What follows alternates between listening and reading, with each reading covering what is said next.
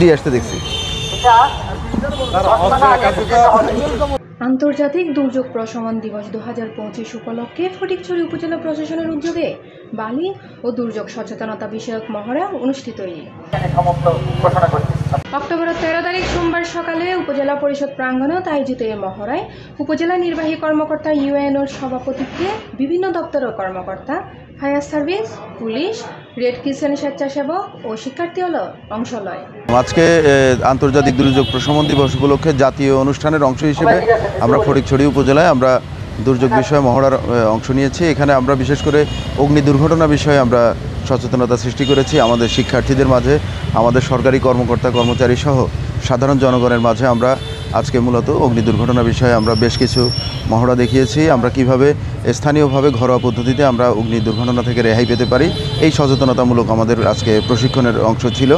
আমাদের দুর্যোগ ব্যবস্থাপনা শাখা কর্তৃক আজকের এই আয়োজনে আমাদের সরকারি সকল ডিপার্টমেন্টের কর্মকর্তারা, আমাদের বৈষম্য বিরোধী ছাত্র আন্দোলনের নেতৃবৃন্দ সহ আমাদের সাংবাদিকবৃন্দ, আমাদের সাধারণ জনগণ সবাই অংশগ্রহণ করেছে।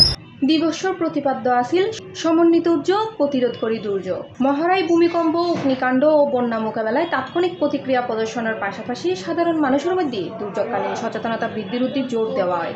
উপজেলা প্রশাসন দুর্যোগ ব্যবস্থাপনা ও ত্রাণ বিভাগ আয়োজিত এই কর্মসূচিত বক্তাবলী হয় সমন্বিত উদ্যোগ ও সচেতনতা বৃদ্ধি ফারে বড় ধরনের প্রাণহানি ও ক্ষয়ক্ষতি রোধ করতে বিভাগীয়ভাবে আমাদের ডিপার্টমেন্টের বিভাগীয়ভাবে নির্দেশনা দেওয়া আছে, আবার ইউনো মহোদয়ের এর থেকেও এটা নির্দেশনা দেওয়া আছে। ওই নির্দেশনা নিয়ম অনুযায়ী আমরা এখানে 10টা উপস্থিত হই এবং কি মহড়ার কার্যক্রম ও গণসচেতনতা সৃষ্টি করি এবং কি বিভিন্ন স্কুলে আমরা এটা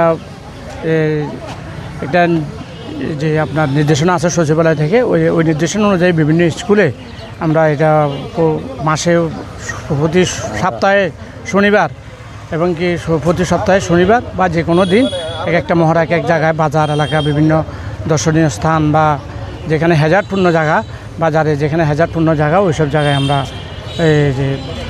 সম্পূর্ণ করি।